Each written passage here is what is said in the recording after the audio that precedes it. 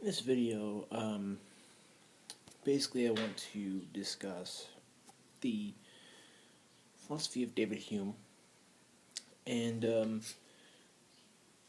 pretty much in this video I want to discuss the copy principle. That's a cornerstone of his empiricism and of his philosophy in general, and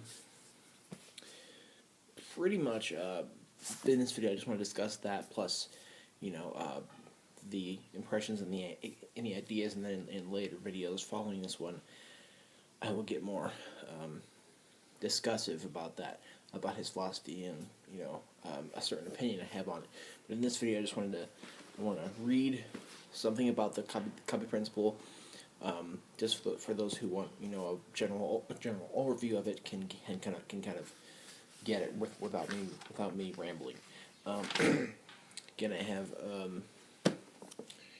Roger Aruse and Eric Watkins, Modern Philosophy and Ontology of Primary Sources, and they have pretty much everything you need for modern philosophy, like every text you might want. And I'm reading from the Inquiry Concerning Human Understanding. You can also read this in a different way, different form in the Treatise on Human Nature. Everyone will readily allow that there is a considerable difference between the perception of the mind when a man feels the pain of excessive heat or the pleasure of moderate warmth, when he afterwards recalls to his memory this sensation or anticipates it by his imagination. These faculties may mimic or copy the perceptions of the senses, but they never can entirely reach the force and vivacity of the original sentiment. We could almost say we feel it or see it, but unless the mind is disordered by disease or madness, we can never arrive at such pitch vivacity to render these perceptions altogether indistinguishable. And I'm reading from section 2 of The Origin of Ideas from Hume's Inquiry. Here, therefore, we may divide all perceptions of the mind into two classes of species, which are just distinguished by the different degrees of force. Now, it's kind of just based upon the vivacity, the vividness of things that present them to themselves to us. Can I talk?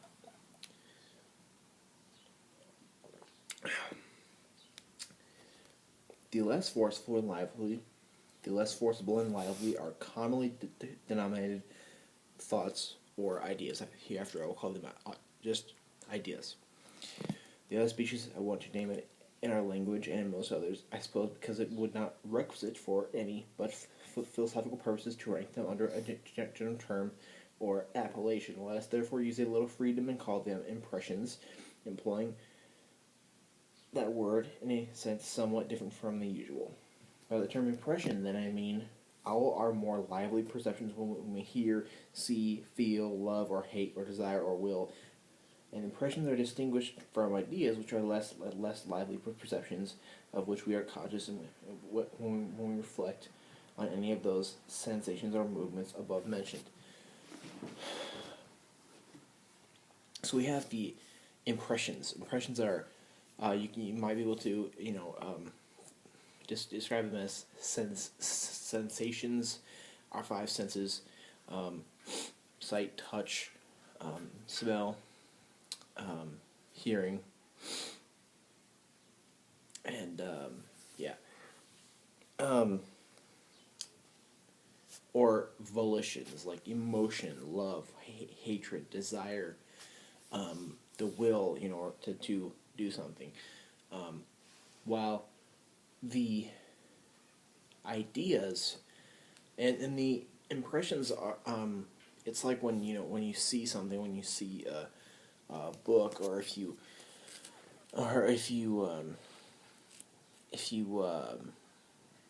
think about how much you hate somebody, or how much you love somebody, that current thing makes an imprint on you, and that is with a certain amount of force. And then the idea are less vivid, less forcible, It's kind of like when you see a triangle. If you draw a triangle and you look at it, that's the impression happening. But then once you push it away and you don't see it anymore, then you still have something of a triangle. You can still recollect, or conjure up in your mind that something like a triangle, where he says here, you can almost say that you see it, or you can almost say that you feel it.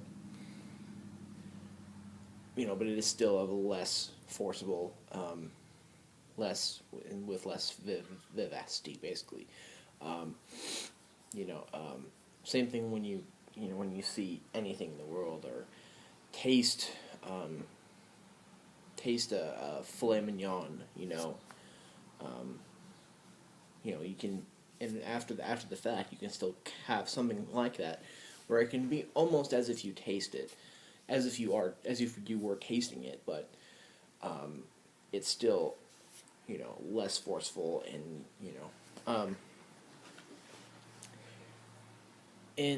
you can, simple ideas, basically simple ideas, which are simple sensations and simple volitions, can conjoin together and make complex ideas. And Hume says that to find the truth of a certain complex idea, you have to break down into its simples and find, the truth of it, the source of the complexity of the original complex one. And when he talks about causation and causality, he says that with causality, when we try to do that, we can't. We don't. We can with causation, we can break down complex ideas into simple ones to try and find the truth of it, just like we do anything else. But with causality, we can't find that. So he's stating that there's something external to it. But I'll get into that in a different video. The copy principle is a cornerstone to his empiricism, primarily because he has the belief that there's no knowledge or understanding of things beyond experience. And I think that in a way he goes against himself when he argues about causality. He kind of eats his words when he talks about matters of fact and causality and stuff like that.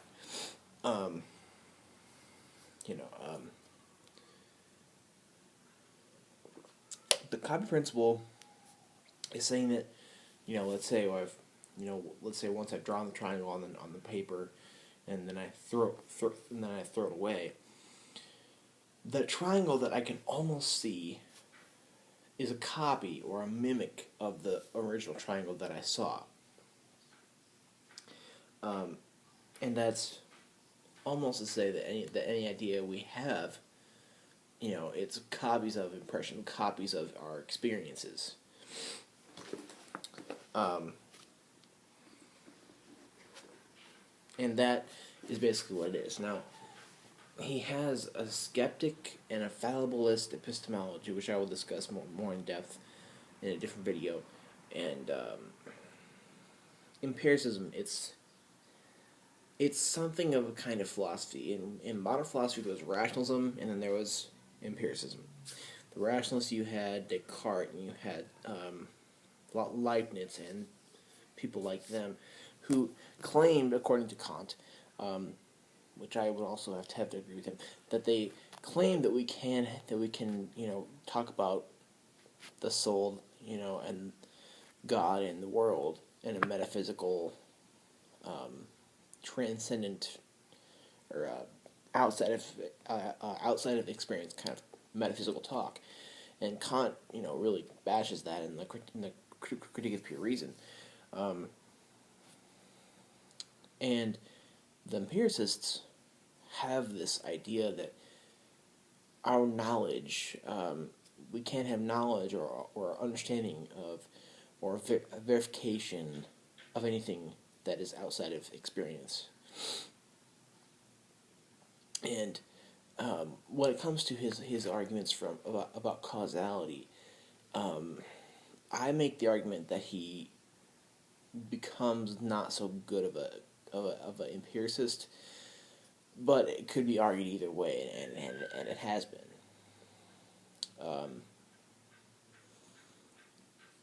And basically, it's Berkeley. I have a couple of videos on Berkeley. Berkeley was all out empiricist. But basically, we can't have knowledge, we can't have an understanding, we can't have verification of anything that is not grounded in experience. I'm going to discuss his epistemology in a different video. I'm going to discuss his causation in a different video. If you have any questions or anything like that, feel free to comment. I usually respond pretty quickly because I get an email whenever someone comments, and I would be willing to discuss this. If you think Hume is a good empiricist, that's something I would love to discuss with you.